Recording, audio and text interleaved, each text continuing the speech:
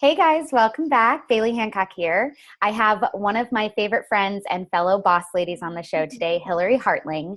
And I'm super excited for Hilary because she comes with like two great pieces of advice. She's got her own personal journey of, actually, I don't even know what she went to school for. We're going to find that out. But she ended up working at Disney, which is one of those jobs that everybody dreams about, I think. And then ended up going out on her own to run her own personal branding agency. And so I'm really excited to hear her story about that and how she actually landed that job at Disney and what made her leave. And then on the flip side, the personal branding stuff I think can be very helpful for people as they're starting to position themselves in the industry, of their choosing. If they're trying to get a new job in a new space, knowing how to tell your story is super, super important. So we should hopefully get some great advice on either ends. But welcome to the party, Hilary. Thank you. It's so fun to be here, Baily. I'm so excited you're doing a podcast. Me too. I feel like I've found my calling. Granted, it pays me $0 yet, but I honestly don't care. It's so much fun. I get to ask all the nosy questions of all of my friends and learn really fun facts. Like, I have no idea what you went to school for. I just realized that. So start us at the beginning. Yeah, and it's so funny. As I was thinking about your questions a little bit in advance of this, I actually forgot to go back that far. Like most times these days, people are asking me like how I jumped from Disney to having my own business. But I definitely do have a beginning story too. So we all do, and we forget about. You're right. Our attention spans are so short anymore that it's like, so what have you been up to for the last 3 years? And it's like, oh my God, 3 years. That's like a snap in time compared to my whole story. So what did you want to be when you grew up? Let's go all the way back. What's funny is when I was really little, I would say a teacher like my mom, because she was a high school teacher. But then I quickly learned that teachers didn't make any money. and I always thought teachers should make the most money because I was still like think that. Little kid's brain. And actually this holds up as an adult. Teachers teach you everything. People would not know anything without teachers. It's so true. They should make the most money in the world. Anyway. Who do we need to talk to about this?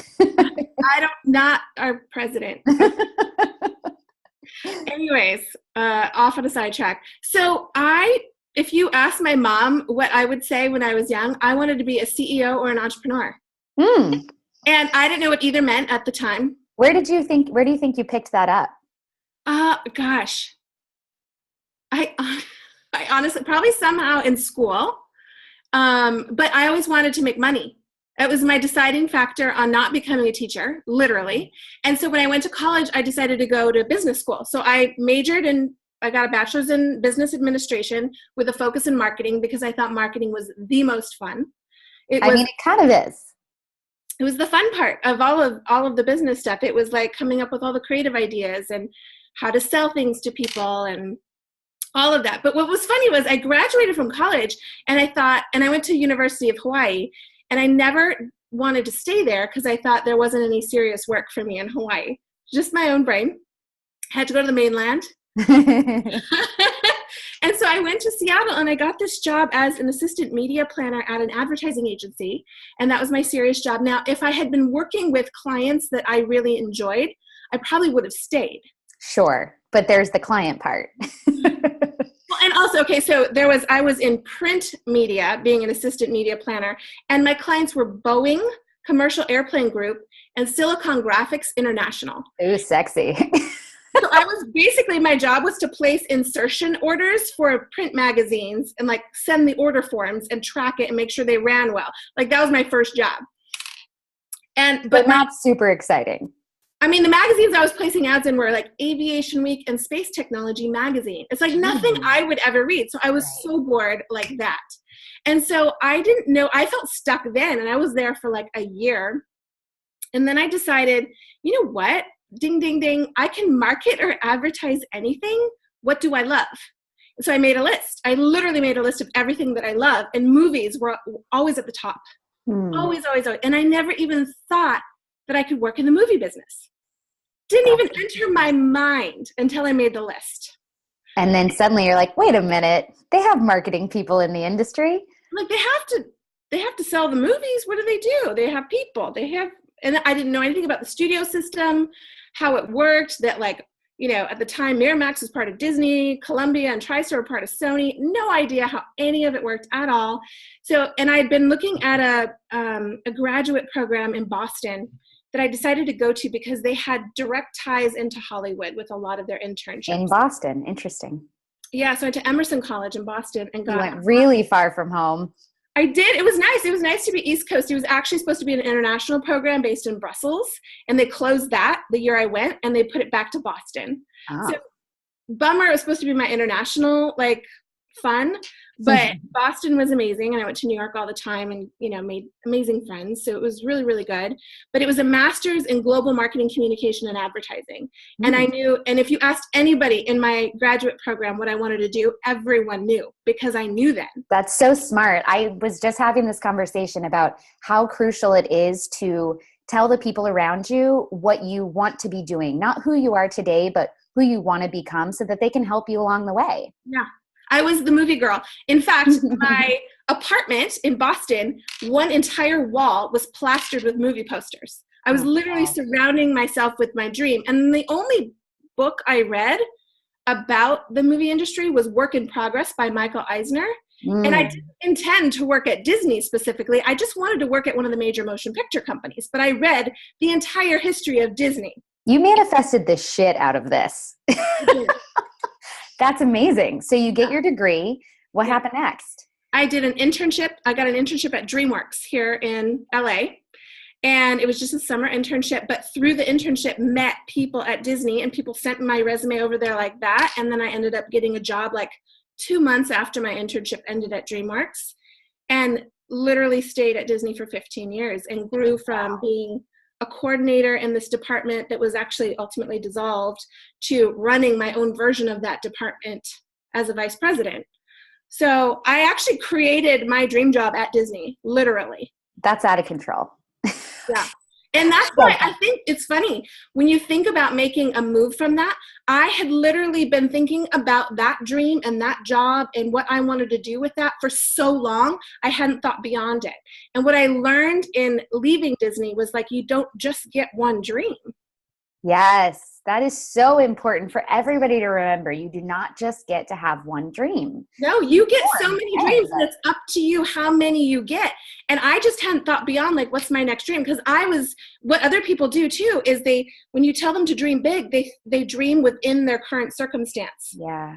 And you have to get outside of the bubble in order to dream bigger and to think about anything literally as possible. If you told me while I was at Disney that I would be building my own business, I'd have been like, oh my God, that sounds like so much work. I don't think I want to do even probably when I left Disney, I was like, that doesn't sound appealing to me. But the more and more that anyways, we can go into that and I can tell you more of that. But I literally manifested my dream job at Disney, and it took me a long time to figure out how to move away from it because I loved it.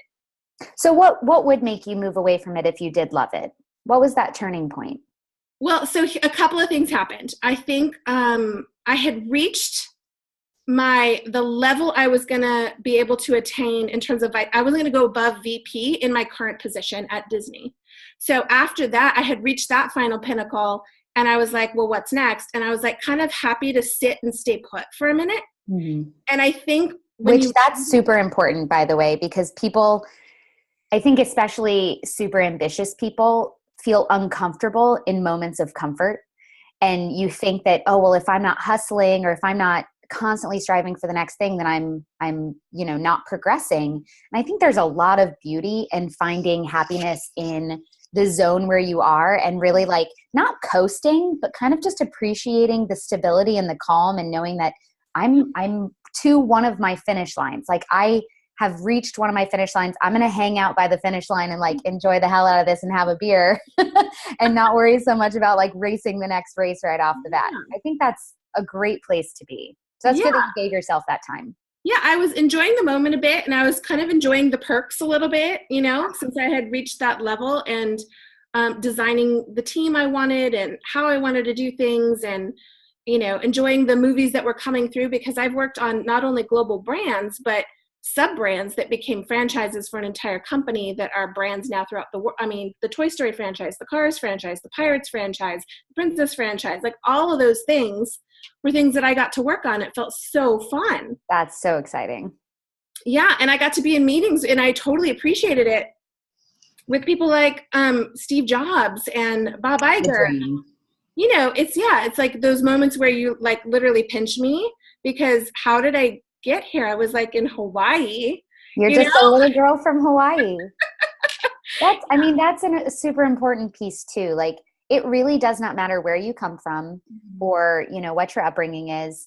Yes, everybody has different circumstances, but if you work hard and you set your mind to something and you bust your ass, like, you will get yourself to a place where then luck, hopefully, and the people around you can help bump you up to that next place that you need to be.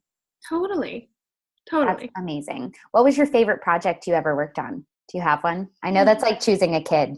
You know, I gotta say, one of the favorites, it was near the beginning of my career, and so I was like a major doer. I was just like in the weeds on everything, but I also felt like very in control of a lot of things, which I like, obviously. I mean, who doesn't? But one that was really meaningful is I got to work on the Jerry Bruckheimer, Michael Bay film Pearl Harbor. And the reason that was so special was because my grandpa was at Pearl Harbor. I grew up in Hawaii.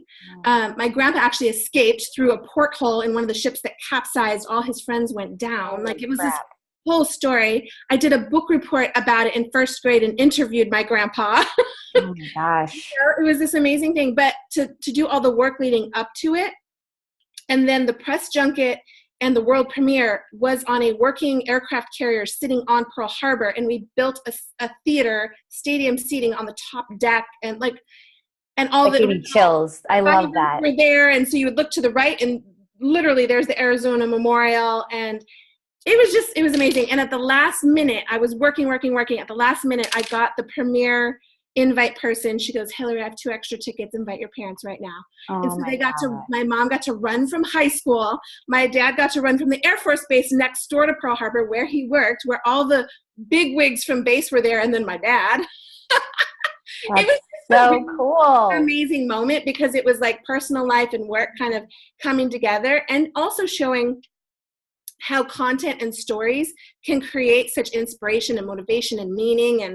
And that's why I loved movies. They inspired me all the time. Like, you got that feeling of like when the lights go down in the theater, I'm like all in. I'm so excited I don't care what it is. I'm in, and I love it. And it's so fun to do that. That's awesome. I mean, it's rare that you get one of those moments in your careers where those two worlds do collide in a really beautiful, meaningful way. Like, I had chills the whole time you were saying that, because it's like, oh my God, how special must that have been for you and your parents, and like for it to come full circle and you go home, you know, for this thing that you helped work on. That's so cool. That's really, really cool. And yeah, and that was just the beginning. Wow. That was the very beginning of my career. It's probably 2 years into my 15-year career at Disney. So I've done a lot of cool things that I 100% appreciate. And I've worked on movies that I absolutely love. And a lot of my favorites are, it's funny, you wouldn't probably even guess some of them, are the inspirational true sports stories. It's like all the true stories, because you get to meet the people who actually did it. Yeah. Plus work on the movie and see what it meant to them. But now like share that story with a whole new generation. It's like, it's the coolest thing.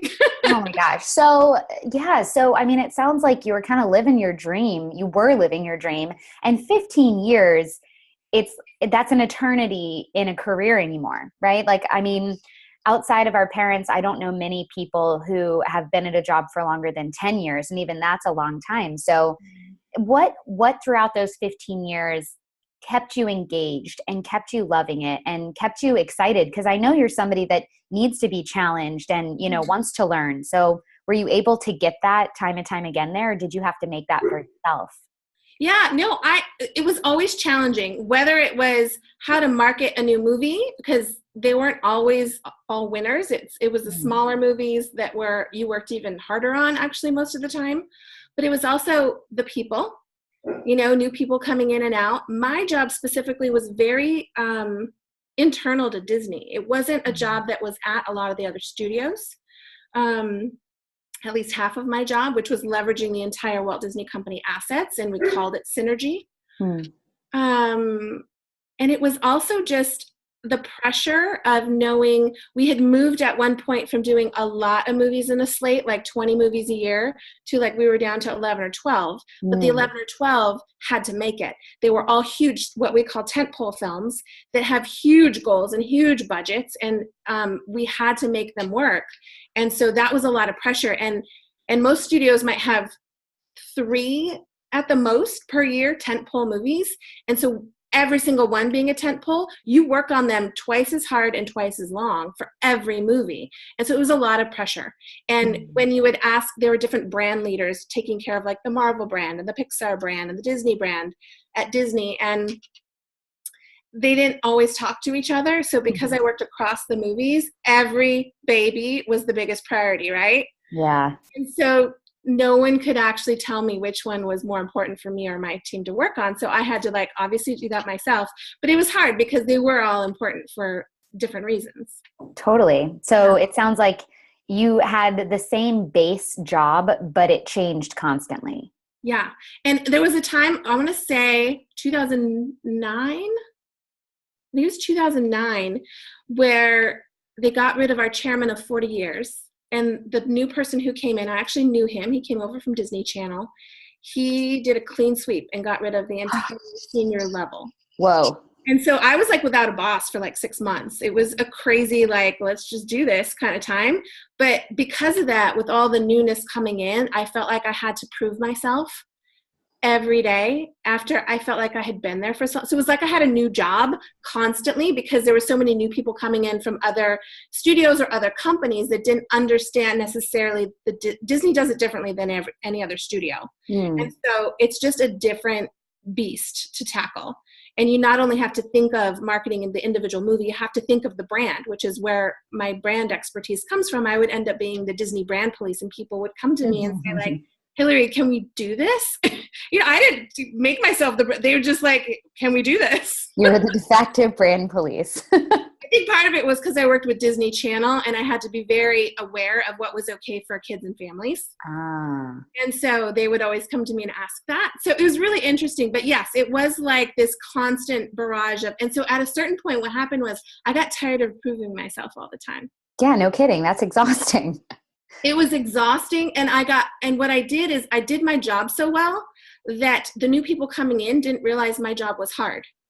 Yeah. Oh, that is something that happens to the most ambitious among us is you make it look easy. Yeah. So people are like, either they think you're not working hard or you have tons of time for other projects that aren't your job. Yeah. Or then you get all of this extra work and it's like, well, damn, maybe I need to make it look a little harder. Yeah. And so what happened over time is that I felt like what I was contributing wasn't valued as much anymore. And on top of that, I think because I'd gotten to that certain level, I was sitting still, the sitting still quickly turns into feeling stuck. Oh, yeah.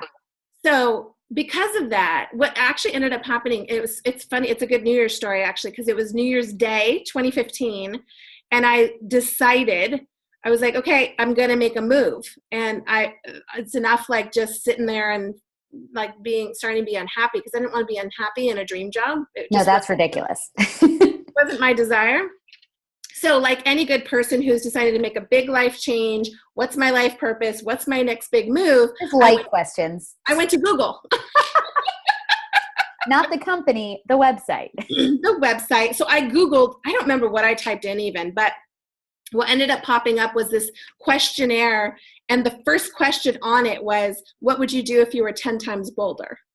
Oh, yeah.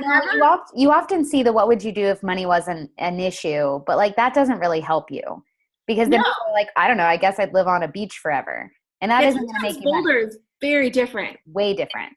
Yeah, because that's like, oh, I'm fearless. Yes. I still need to make money. I still need to eat. But what would I do if I, had a lot of chutzpah? Yeah. Although it's so funny. I didn't even have to think about it because I knew my answer immediately. And it was, I'm going to quit my job at Disney.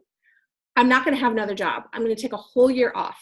Wow. I'm going to go to workshops. I'm going to go to conferences. I'm going to travel. I'm going to do the thing. I'm going to learn new things. I'm going to start writing again. I'm going to hang out with friends and family. And then I'm going to figure out the next step or the next move that is going to get me excited for my second career. So you actually, after Disney, had two big moves then. You had the screw it, I'm cutting loose and I'm going to not put pressure on myself to figure out what's next and just enjoy my life. And then you had the big move once you figured that out.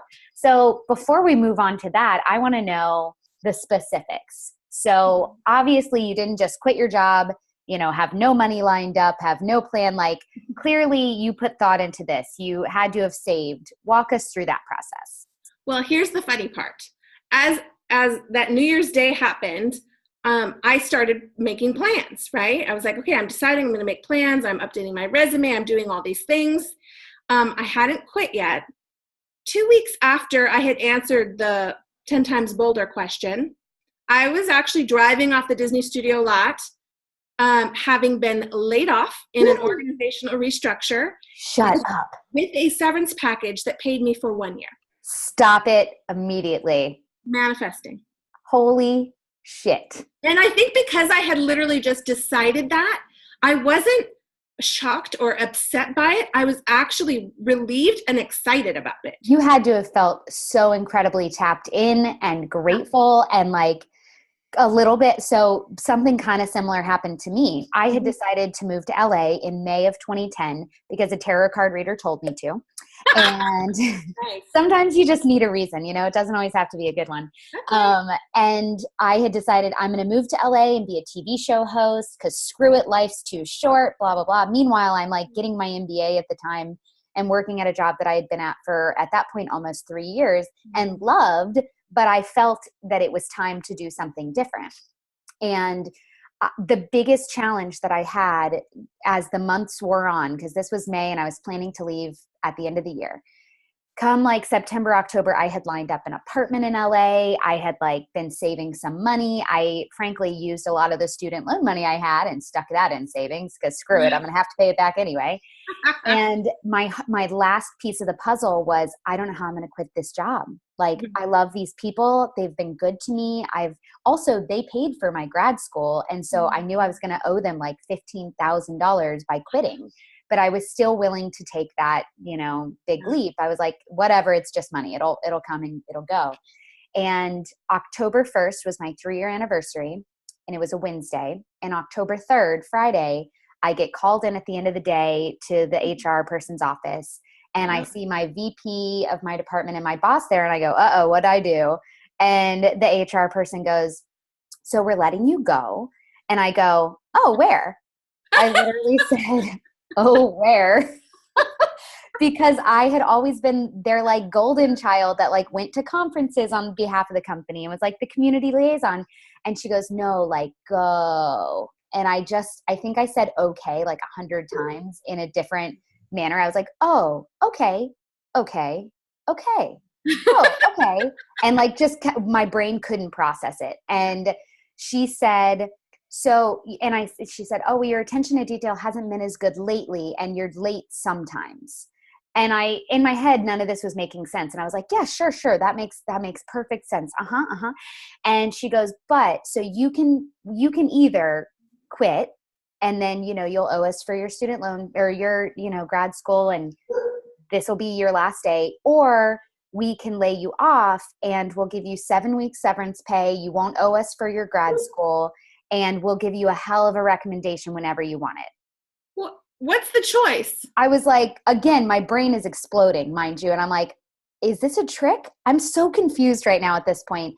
And I left the office that day. And of course my ego was smashed because you can't help but feel crushed when you're like, but I was a good employee. And yeah, to be fair, this was also the time when I was going through a divorce. And I think I probably wasn't handling it well. But hey, 25 is a weird year, you guys. And so it was like a for real quarter life crisis. Yeah. And so I left work that day and it occurred to me, I'm like, oh my God, I was intending to put in my 1 month. I was going to give a 1 month notice because I just felt bad. And my last paycheck was going to be the literal last paycheck that I would get now with this severance package. Mm-hmm. And I didn't have to owe them $15,000. And I got an extra 7 weeks of like bonus free time with my friends before I moved across the country from Florida.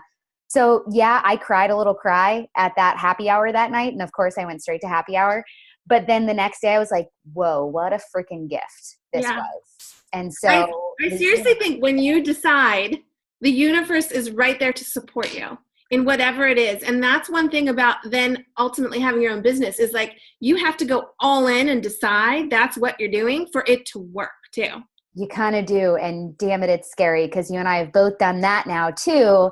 And it's like, you don't know what's going to be on the other side. You have no idea if your projections and your assumptions are correct, but you won't ever know unless you actually just jump. And that doesn't have to be starting your own business. That's like changing career paths or switching companies or anything. There is a sense of preparation that you have to do, and you have to be really strategic with it. And then you kind of got to let go of the wheel a little bit and know that like, all right, things are going to land how they'll land. I'm going to be alive either way. Yeah, you're going to be okay either way. And you're just trying it out. You got to see what sticks and what works and also what gets you excited, right? Yeah, which is the most important. The podcast now, I feel like is totally in your zone of genius. This is so you, Baily. It just feels really good. Yeah, so I think it's so fun that this is what you're doing next, and it's going to lead to some really cool things. I know it. Fingers crossed. So I cannot believe you got a year of severance. That still gives me chills. That like makes me want to cry. So you had that incredible year where you literally didn't even have to like save up a ton of money and make plans. It was just handed to you in this beautiful university wrapping paper. So how did you spend that year? I don't even know if I'd know what to do with myself for a year off. I mean, here's the thing. If I looked back now to what I have been working on to build my business, I probably would have started this a little bit early, but I just didn't know yet that this is what I was going to do. And so my big plan was to definitely travel. Like I spent a month in Australia and New Zealand, and I had a lot of friends over there, and my sister was over there. I went to a Blog Gets workshop where I learned how to blog, how to create a website that resonates, how to use Photoshop. I didn't know. I still don't know. Right? I'm like elementary at it, but I can like really get by. I renovated and re-landscaped my entire front and backyard, which plans were already in motion, but I was like, oh, well, let's just do it. Oh I was looking into foster to adoption during that year. I ended up becoming a certified high performance coach with Brendan Burchard that year. And that actually is what led me to my next thing, because I was like, oh, I love this high performance coaching so much. I thought that's my next thing. I'm just going to do that. And then a bunch of my friends and like colleagues were like, well, why are you not going to leverage all the credibility and the talent and the skills and experience you've had with marketing over these years? I was like, well, that's true. So the first clients I ever had were other coaches because they needed marketing help. They didn't know how to create a market their business. And what ended up happening is it morphed into branding because it was a personal business. It was their name. It was them. It was their service. And so it morphed into branding. So I do both personal branding and brand strategy for businesses. Oh my gosh, my dog is barking. I'm so sorry. Oh, that's okay. Is it a he or she? It's Cody. It's a he. Cody, he's excited. He's just backing you up. That's his dog praise hand emoji. So funny. Yeah. And so what's funny is I actually think I felt bad that I didn't continue using my high performance coaching. I don't even offer it anymore. Because when I first like launched my business, I did the number one mistake that most newbies make and that I like coach people not to do now is like I offered all the things. Yeah, you can't help it. I'm a marketing consultant. I can do branding. I am a high performance coach. And literally no one knew what to come to me for. Yep. I didn't have like a stance. This is what I do. This is who it's for. You went in the miscellaneous bin in people's brains. Totally. I say that over and over. Like it's not that people, well, no, it's people are lazy and there's only so much room in our brains for other people's, stuff. And if you're meeting somebody and they quickly ask you like, oh, what do you do? And you don't have a clear answer, their brain does not compute, and they stick you in the miscellaneous bin and there you sit. And by the way, if you can't answer that to someone, then you don't know your brand. Oh, absolutely. My help. Yes, which we will get into because everybody could use your help. People in, day jobs and entrepreneurs alike and companies. Yeah.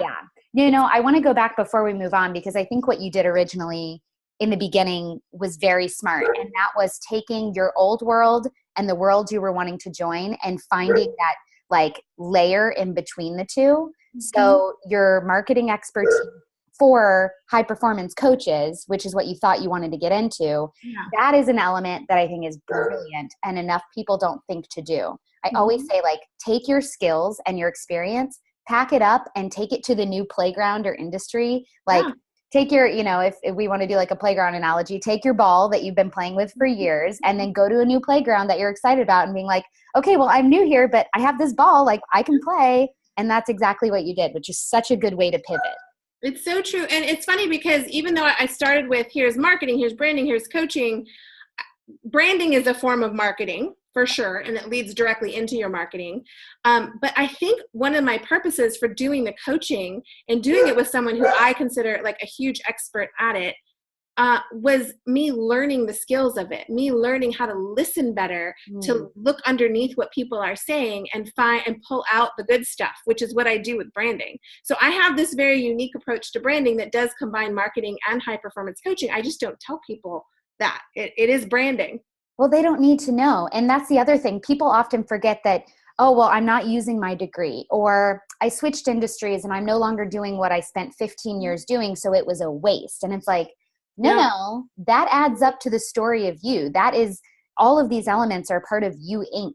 Like you as a whole person, whether you're actively in your day-to-day new career, like using these skills or not, they're still in the back of your brain and they help you decide like how to go about your current job. So they're always there informing your decisions. They are. And I actually think that's what makes you unique. That's what makes you you and makes you offer something that nobody else offers, right? You come with this toolbox that is your unique toolbox that only you can do it that way. And that's what I feel like I do with branding.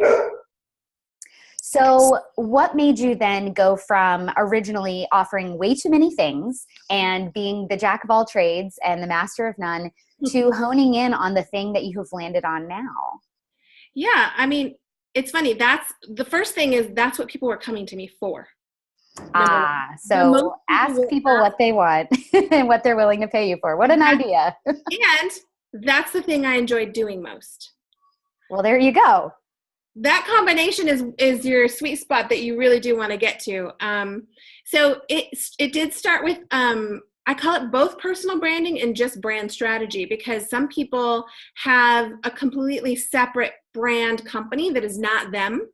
And so I do work with people like that too, but then also personal branding, I've done that as well. And I've also done that, even though I don't advertise this part, I've done that on the corporate side now too. So I have leveraged my network and I've done a couple of personal branding workshops for like HGTV where it's their senior team. And what's interesting about this, talk about all the things coming back together, is my last workshop I did for them in October in Chicago was their entire senior sales staff from around the country. And Discovery Networks is buying Scripps Networks, which HGTV is a part of. Most of the people in the room had no idea if in the next few months they would have a job or not. Wow. So it became this really amazing day where they felt comfortable in a very uncomfortable environment. Like I got them to see how they could manage a transition by really honing in on their personal brand and what they wanted to create in their own life, not just thinking about it from this company perspective, because so many of them have been there for more than 15 years. Wow. Yeah. That's incredible. And like your personal journey and experience probably came in very handy that day. Yeah. And I wasn't even thinking we would go there, but it ended up becoming this really amazing, powerful day. And I got so many notes from people afterwards saying like, I have a better direction now and I may call you in the future to do some more, but right now I'm like really good and I understand what I need to do, because that is the hardest thing I think for people is the uncertainty. Oh, completely. People are terrified of change and the unknown. Yeah. And it's almost never as bad as you imagine it to be. Never. Yeah, usually it's all on your perspective too. So it's like, if you choose to react a different way, you can. Right. It's about bending and not breaking when things come up that you weren't expecting, which, spoiler alert, that will happen for your whole damn life. Yeah. So get used to it. Yeah. That's amazing. So that's a perfect segue into personal branding for somebody that, I think a lot of the listeners for this show are people who aren't necessarily entrepreneurs, but who intend to keep moving throughout their career, working for companies, but want to be in the driver's seat with making those changes, whether it's switching roles after however many years or trading industries entirely, or maybe taking a little, side trip to entrepreneurship. So how can you leverage all of your different paths and your history and your different interests and house them under one personal brand? Is there a way to do that? Or do you need to pick something? That's the question I get asked a lot. In terms of a career move? In terms of telling your career story. I think your story is your story. If you want to leave out a section of it because it's not relevant to what you're doing next, it's okay. But if it's additive, I think it's fine to leave in there because that is what makes you unique. I actually think of, when I was in corporate, it's like this inner bubble, right? When you're in it, you can't look out. And when you're out, it's harder to pop in. And I do think of your career almost like a relationship where sometimes you yourself can get lost in a company's goals and you can forget to create your own. Totally. That has happened to me multiple times. Me too, because you get caught up and it's work. And you're part of the machine. You're part of this bigger system that just keeps moving. And you feel like if you step off the wheel, you're going to get smashed underneath. Yes. For lack of a better. Completely true. Yeah. And so I think the first thing I would say is to remember to continue to create your own personal goals and never stop learning. Because I feel like I remember when I was like a coordinator, a manager, and doing all the things, I was like, oh my God, my boss doesn't even know how to send a package. What is that? Like, how do you not know that? And like when I became the boss, like you just don't have time. And then the systems change. And then I was like, oh my God, I became that boss. It happens to the best of us. It does. And so anyways, what I'm trying to say is I think personal branding is all about figuring out how to keep your personal brand identity within the company you're working for. So you need to see how you yourself, your mission in life is aligned with where you're working. And sometimes you might come up with the answer that that's not your place. And then you actually have a plan of action. You can start searching for what is a better place. And maybe that was just the stepping stone, and that's okay. And that's such an important realization. And the answer could end up being, this isn't aligned with me anymore. It was 5 years ago. Yes. It was even 2 years ago. But you guys, we change fast these days. And because we have so much access to knowledge and information about the other options in the world, I think we get career FOMO a lot quicker than people used to, where it's like, well, that sounds like a cool job. I want to do that job. And so it's so important to be checking in with yourself on the regular, like at least every 6 months. I like to check in quarterly because I mean, things move fast when you work for yourself. I think it's significantly faster than when you work for a company, but I agree. Well, and if you think about all the check-ins you do in a corporate environment, you're doing quarterly reviews, you're doing annual goals, you need to do the same for yourself. Yeah. And if you've already got a structure like that, just add in your personal stuff to it too. I think the best and happiest jobs are generally ones where there are a good amount of check-ins with somebody that's got your back, whether it's your boss or somebody in HR or a colleague who you guys can, work together in tandem to make sure that those personal goals that you're setting are aligned with what you're also doing at work. And if they're not, can you change paths a little bit, even under the same company umbrella? Or is it time to start looking elsewhere, which is okay? Yeah, and I will say too, a great check-in is if you're looking around and you don't feel like there is a person who has your back, that's also a red flag and a good sign that that's not your place. Because I will tell you, anytime I have gotten elevated in my career and moved forward, it's because I've had someone in my corner. I'm so glad you said that. Talk about the people that have been in your corner, because many times people love to say, yeah, I ended up here and then I landed at this job and this other situation fell into my lap. And it's like, that's doing such a disservice to A, your hard work, B, the people that you're surrounding yourself with who have your back and who are supporting you along the way and opening those doors for you. Yeah. I've had so many wonderful bosses, and for me, and this is different for everybody, the best boss for me is someone who works with me as a partner.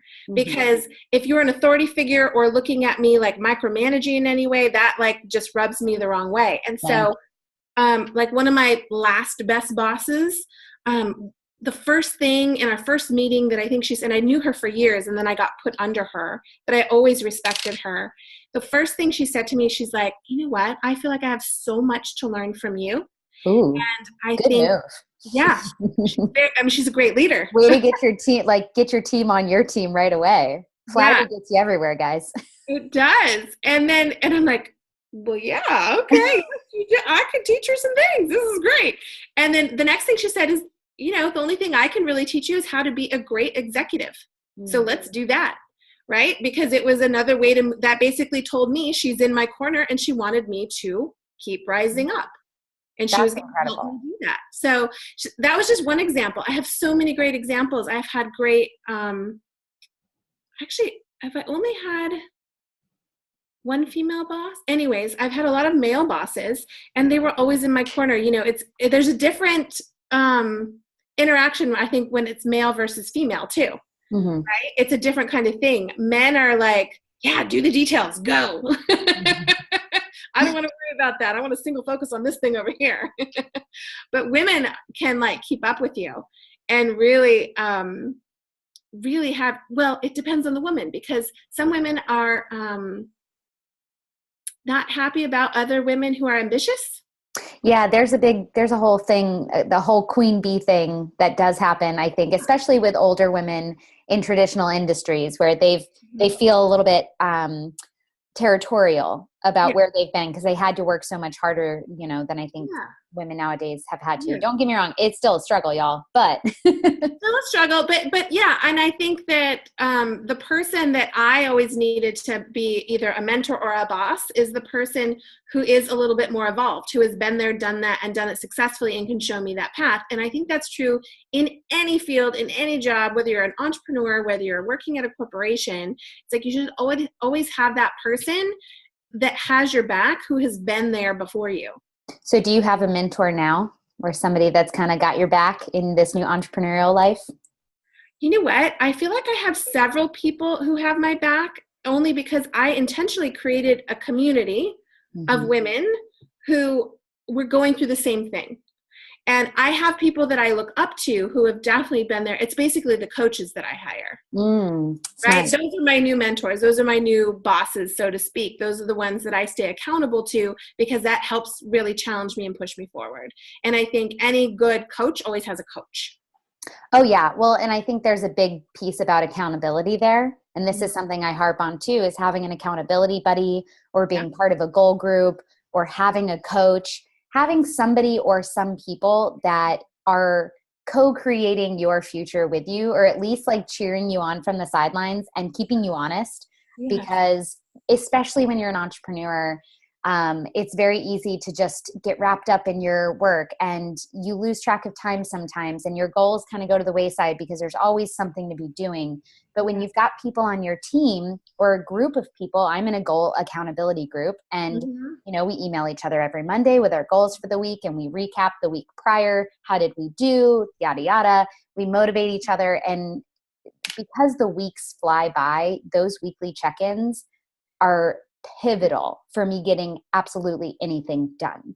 So whatever it is for you, have somebody to hold you accountable and just kind of poke you a little bit and be like, hey, remember that time you said you wanted to do that thing? Where are you with that? Yeah, no, it's so good. I always have a coach and I have a mastermind group. It's just a group of women. We do it for free with each other and we meet once a month. And that is really, really amazing too. So we just celebrated and had a holiday party right before Christmas. And I did something, I call it a brand time capsule. And so we're now creating that for our mastermind group where we're going to actually plan where our businesses are going to be at the end of 2018, fold them up, put them away, and open them up together at our next holiday party. That's so funny. My group did that too. We met in November and we recapped 2017 until that point. And I made everybody go through the process of pretending that we were in November of 2018 and we went around the table and recapped how our 2018 went. And we wrote it all out so that we can look at it next year. Yeah. But it was I think everybody cried at one point. Everybody got goosebumps. It was so powerful because we were able to verbalize what would make us really happy 1 year from today. in our careers and personal life. And then we were able to reverse engineer it. Then we were able to be like, okay, well, yeah, if this is going to happen in reality, I need to do XXX to be able to get there, and like, to go back to the whole 1 year career, make big moves with small steps, which is the whole point of this podcast. That's all it is. It's like, if you're going to make big moves or any move of any size, you have to figure out the game plan to get there. And that's why clarity is my favorite word, because it all comes back to that. It's like if you have clarity in your vision, if you have clarity in your goals, if you have clarity, you have a roadmap and you know how to get there. And clarity is one of those elusive things too. I spent the majority of 2017, the first half of it, just desperately seeking clarity, because I went out on my own in October of 2016. And same as you, I was like, well, I could do this and I could do this and I could do this. Who wants to pay me? I'll do anything. It'll be great. And I didn't get a single client because nobody knew what the hell I was. Right. And, and it's when you can't figure out like, who are your competitors or who are similar companies to you, because there isn't one, because you do too many random ass things, then that's a good indicator. But I spent the first 6 months just desperately seeking clarity. Yeah. And it wasn't until I was like, you know what? Fine, clarity. Screw you. Maybe you're never going to come. I'm just going to start with what I know. Yeah. And that's what happened. I started just down one path, because I was like, I'll just start here and figure it out. And of course, immediately after doing that, clarity comes, because it's like, hey, I've been here the whole time. You just were too busy yelling for me to show up to notice that I was standing next to you. So clarity is not very far off. If you're feeling a little scattered and unsure of what to do next, just start somewhere. Well, I feel like clarity often comes with momentum. Yeah. You take a step and then you take a step, and before you know it, you're running in the right direction. You're like, oh, here we go. This is what we are.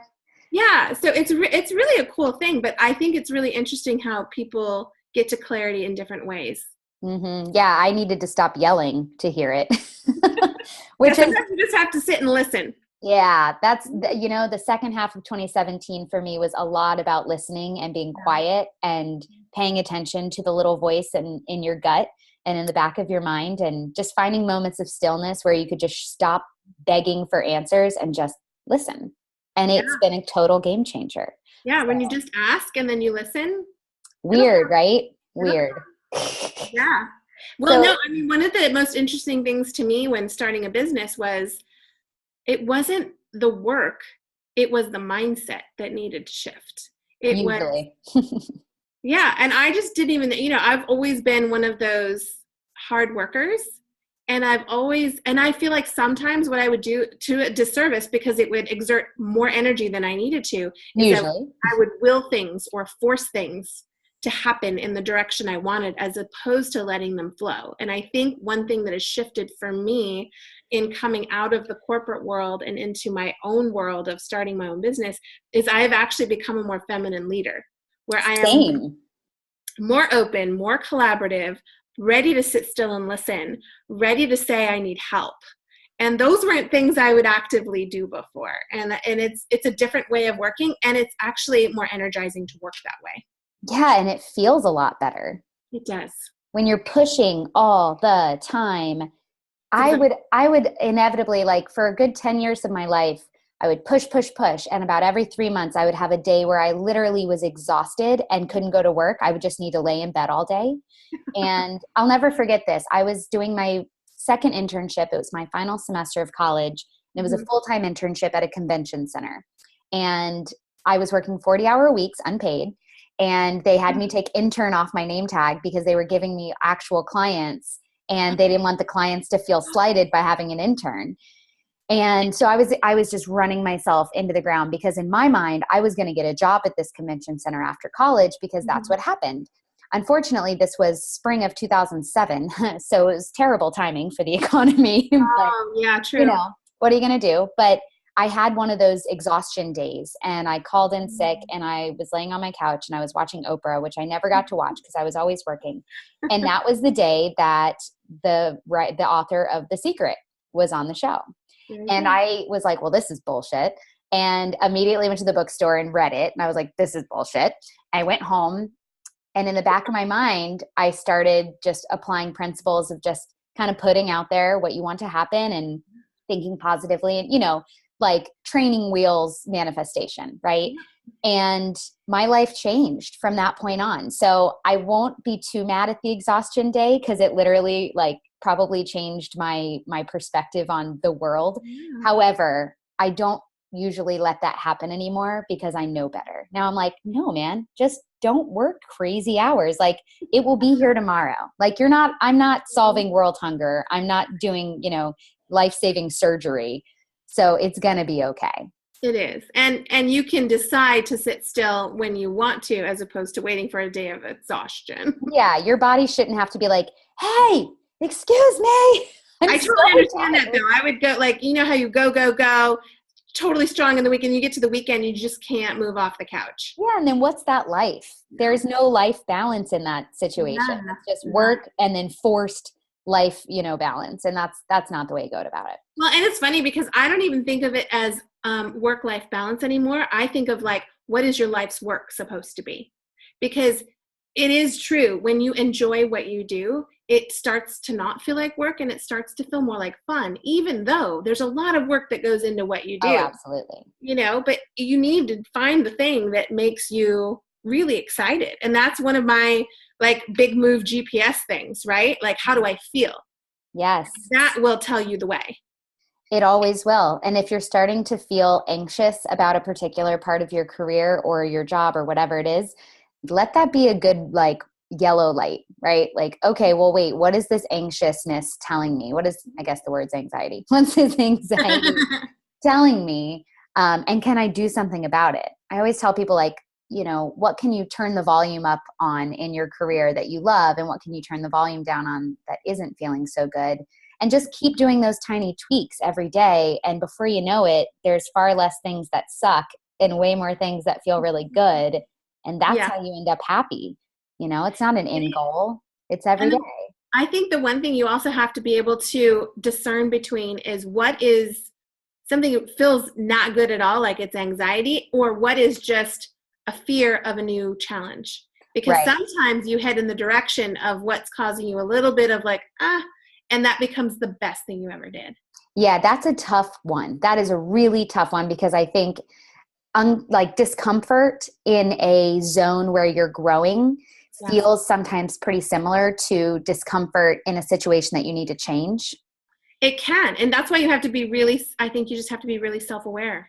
Yeah, that's my big goal for next year, is to understand the difference between being afraid of like moving in a direction that I don't know or don't, have all the answers to, versus being tapped into what is no longer working, that just needs to be tweaked, and, being able to tell the difference. And that's a tough one, because they do kind of come in similar packages. Yeah, because you don't want to just automatically throw something in the garbage because there's like a little bit of like, oh gosh, you got to see how can you change it to make it better first. Yeah, can you just tweak it a little bit and find the happy? Yeah, one thing I'm working on right now for 2018 is really like, how do I simplify? Because, it can actually come in different packages. Where I started offering all the things, now I've kind of gotten to like, now am I offering too many things in branding? Right? So it's sort of like, okay, how do I simplify what I'm offering? You're honing in even more. Yeah, because I think my theme for next year is going to be impact. Like, how do I create the biggest impact with the least amount of things? Right? I like that. So that the things that I'm doing are the most impactful things to move your business forward or to create your brand. It's not like, oh, a little bit of this, a little bit of that. It's like, no, this is the one thing you need to do. That sounds fantastic. And I can't wait personally to take advantage of all of your amazing offers. I'm going to be taking Hilary's workshop. By the time this airs, it will have already happened, but I'll be sure to link to all of Hilary's great offerings and her social profiles and website and all of that good stuff in the show notes, so that you guys can hopefully take advantage of what she's got to offer too.